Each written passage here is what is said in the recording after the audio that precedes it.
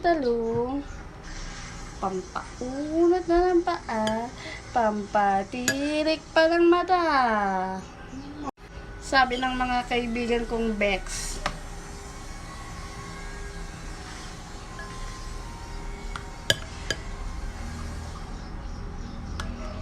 Yung talong daw, pampaunat na ng paa, pampatirik pa ng paa, pampatirik pa ng mata. Nakakayamot, ang daming langaw. Ito ang pambansang langaw ng Pilipinas. Dadapo muna sa shoe bago sa'yo. Pag malas ka, dadalaw sa pagkain mo.